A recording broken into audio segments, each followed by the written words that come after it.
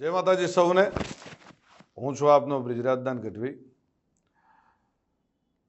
થોડાક દિવસોથી એક જે વિવાદ ચાલી રહ્યો છે, એક ભાઈ એમના સંસ્કાર મુજબ જેમ આવે એમ બોલી રહ્યા છે।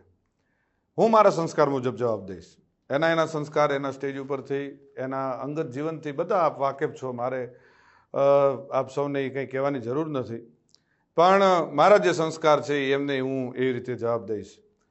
એમણે એમ કીધું કે સોનલમાના મંદિરે સમાધાન થયા પછી સોનલમાનો એણે માન ન રાખ્યું, સમાધાનનું માન ન રાખ્યું। તો પહેલી વાત એક કઈ કરી દઉં કે 2 વર્ષ એ વાતને વીતી ગયા છે।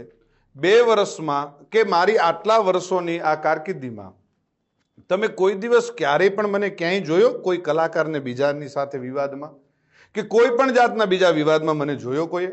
કોઈ દિવસ ન બને। હું કોઈ વિવાદમાં ક્યારેય પણ પડવાવાળો માણસ જ નથી। હું આ બધી બાબતથી બહુ પર રહેવાવાળો માણસ છું। આ ભાઈ છે ને એણે ખૂબ મારા ચાળા સમાધાન પછી કર્યા છે, પણ જેટલા સહન થતું હતું ત્યાં સુધી સહન કર્યું છે।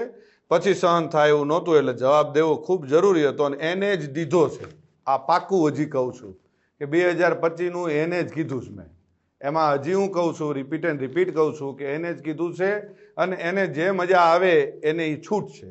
એને બહુ મોરે મોરાનો શોખ છે તો એને છુપા એના એડ્રેસ રાખવા પડે છે, એને છુપી રીતે રહેવું પડે છે। હું જ્યાં રહું છું, જે જગ્યાએ રહું છું, જગ જાહેર રહું છું। અને બીજું હું 50-50ના ટોળા લઈને નીકળવા વાળો માણસ નથી। હું એ બીકણ માણસ નથી। મારે કોઈ બોડીગાર્ડોને બધાને કોઈ કોન્ટ્રાક્ટ ઉપર રાખવા પડતા નથી। આપણે રાખવા પડે છે। આપણે 50-50 100 જણાને છેલ્લા કાર્યક્રમમાં આપણે 200 જણાને લઈને ગયા હતા, એ ખ્યાલ છે ને? એટલે એ બધું આપશ્રીને શોભે છે, આપશ્રીને કરવું કોઈ વાંધો નહીં। હું ને મારો ડ્રાઈવર વધીને કોઈક એકાદો ભાઈ કદાચ કોઈક ભેળો હોય તો અમે એટલા જ હોઈએ છીએ। ગમે ત્યારે મજા આવે ત્યારે મોસ્ટ વેલકમ છે। હું ઈશ્વરદાનનું લોહી છું ને મને મારા બાપનું લોહી છું એનું ગર્વ છે। આપને જે હશે આપને મુબારક। આપ શું કહેવાઓ છો અને ગુજરાતના મીડિયામાં આપ શું કહેવાઓ છો એ ખ્યાલ છે। એટલે રાખી સાવંત હું આપને વધારે કાંઈ નહીં કહું। રહી વાત હું જુવાનિયાને બગાડું છું એવું આપશ્રીનું કેવું થાય છે, તો પહેલી વાત એ કરી દઉં કે દુનિયા આખીને ખબર છે કે હું દુનિયાને વ્યસન મુક્ત કરાવું છું। હું દુનિયાને સંસ્કારનો સારા કાર્યક્રમોની સારી વાતો કરું છું। આપશ્રી જેવું 302 307 આવું કરાવવાનું કોઈ કાર્ય મારું નથી। ક્યારેય પણ હું કોઈ અશ્લીલતા ઉપર ક્યારેય અશ્લીલ શબ્દ મારા સ્ટેજ ઉપરથી નથી આવ્યો। જે આપના સંસ્કાર મુજબ આપ ખૂબ સરસ રીતે જે આપના સંસ્કાર આપ દેખાડો છો એ મારું ક્યારેય હું કોઈ અશ્લીલ શબ્દ નથી બોલ્યો, કોઈ બેન દીકરી માટે ક્યારેય કોઈ હું ખરાબ વાત નથી કરી। આપને શોભે એ આપ કરો છો, આપને મુબારક। અને મોરે મોરાનો જ્યારે પણ શોખ હોય ત્યારે કોઈ પણ જાતનું મનમાં ન રહી જાય, મનની મનમાં ન રાખતા। વેલકમ છે અને મોસ્ટ વેલકમ છે। મારે તમ તારે કોઈ બીજી આપની સાથે બીજી ચર્ચાઓ નથી કરવી, બીજી વાતો નથી કરવી। પણ મારા ચાહક મિત્રો, મારા બાપુના ચાહક મિત્રો, લાખો કરોડો ચાહક મિત્રોને માઠું લાગ્યું છે। અને આ માત્ર તમે મને એકને નથી કીધું, ચારણ સમાજને કીધું છે। તમે જે શબ્દ વાપર્યા છે મને મારી એક માટે નથી વાપર્યા, ચારણ સમાજ, આખા ચારણ સમાજને તમે સંબોધીને કીધું છે। અને બીજું કે જે આપશ્રીના રોટલા ચાલે છે ને એ કોના થકી ચાલે છે ખ્યાલ છે ને? મારા કે મારા પરિવારનું હું નથી કહેતો, ચારણો થકી ચાલે છે। અને જે આપ પાછળથી જે કંઈ ચારણો માટે કોમેન્ટ કરો છો, જે કંઈ કરો છો, માપે રહેજો, મજા આવશે। બાળકોને બાયું ચડાવવાની કે જુવાનિયાને બાયું ચડાવવાની શીખવાડવાની વાત કરો છો તો એ તમારે ઓલો બાળક જે આવીને બોલે છે એ કોણ? એ કોઈને ખબર પડે? એ સ્ક્રિપ્ટેડ છે આ બધું, એ નથી ખબર પડતી?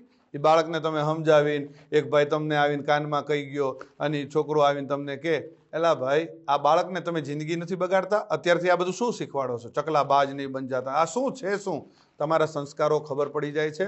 એટલે માપે રહ્યો, પાછા વળી જાઓ। અને રહી વાત ડાયરા ઉપરથી કોઈ કોમેન્ટ કરવાની, કોઈ ફિલોસોફી કરવાની, તો એ ખાસ હું કહું છું કે કોઈ પણ જગ્યાએ જાઓ તો કોઈ પણ રીતે કોઈ પણ કોમેન્ટ કર્યા પહેલાં ખૂબ ધ્યાન રાખજો અને કોઈ પણનો ડાયરો બગાડતા નહીં।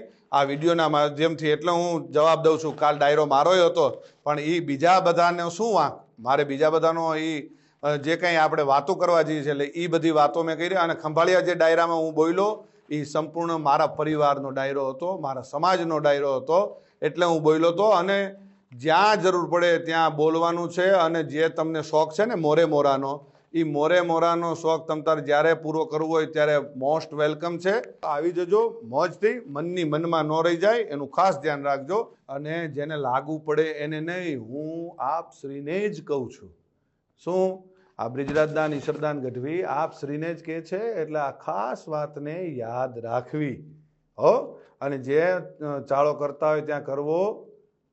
જૂનો રાફ ન છેડીએ એમાં જાગે કોક જડાગ.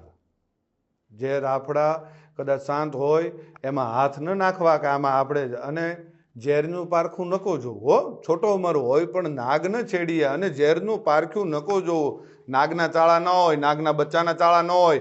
અને હું ઈ માનું સંતાન છું, આ કાયમ યાદ રાખવું કે જેના આપણે નામને આપણે જે દુનિયામાં એના નામના એના ગુણગાન ગાઈએ છીએ ને, એ જ માનું હું સંતાન છું. એટલે કાયમ યાદ રાખવું. અને રહી વાત સિસ્ટમની, તો ભાઈ સિસ્ટમ અમારી શું છે એ આખી દુનિયાને ખબર છે. અને મારા બાપુજી વખતથી અમારી સિસ્ટમ ચાલી આવે છે.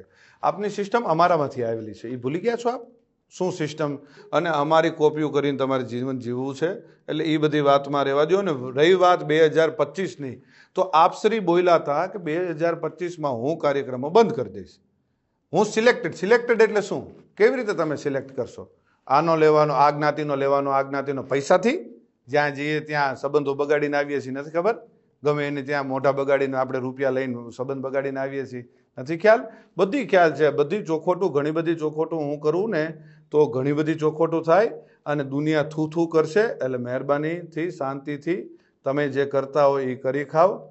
અને જેમ બંધમુઠ્ઠી છે, આ જે બંધમુઠ્ઠી છે ને એ જ જમાવટ છે. જો ખુલી જશે તો તમને કોઈ પણ રીતે સહન નહીં થાય. એટલે મહેરબાની કરીને શાંતિથી તમારું જીવન જીવો. અને આપશ્રીની એવી ટેવ છે કે આપણે સવારે બોલીને સાંજે ફરી જઈએ, સાંજે બોલીને સવારે ફરી જઈએ. રોજ આપણે ફરી જવું હોય એ આપશ્રીના ખૂબ સારી રીતે આપના સંસ્કારમાં હશે. અને ખૂબ ફરવું, કાચીડો જેમ રંગ બદલે ને એમ આપણે રંગ બદલીએ છીએ. એ તો આપની માટેની ઘણી બધી કહેવતો છે. આપને રાખી સાવંત કહે છે, આપને કાચીડો કહે છે, આપને શિયાળિયું કહે છે, બધા ઘણા બધા છે. અને જે 18 વર્ષને આપ સાથે લઈને ચાલવાવાળી હમણે જે આ 2025થી આપને જે ભાવ જાગવા માંડ્યો છે, ખબર નથી? મારી માફી માંગ્યા પછી માને મારી માફી, બીજી સમાધાનવાળી વાત મને અત્યારે યાદ આવે છે. સમાધાન? ભાઈ હું સમાધાન કરવા આવ્યો હતો? આપશ્રી આપના 50 જણાને દોડાવ્યા હતા કે બ્રિજરાજદાનભાઈ જલ્દી સમાધાન કરાવી દો, નકર આમ થઈ જશે ને તેમ થઈ જશે. એટલે એ બધી વાતો બંધ કરો. અને બીજી હજી એક વાત કરી દો, 18 વર્ષને સાથે લઈને આલો છો. કેદી આવેલા તમે? ખબર નથી? એક કાર્યક્રમમાં, જાહેર કાર્યક્રમમાં 10,000 માણાની, જે તે સમાજનો કાર્યક્રમ હતો, 10,000 માણાની વચ્ચે માફી માગવી પડી હતી. ભૂલી ગયા છો? ખોટી બધી વાતો બંધ કરો. જે કરતા હોય કરી ખાવ. અને જે કંઈ થોડું ઘણું તમને આ જે ડાયલોગબાજી આવડે છે, જે કંઈ ટૂંકી વાતો આવડે છે 2-4 મિનિટની, એ કરી જાણો અને મોજ કરો. જય માતાજી, જય દ્વારકાધીશ.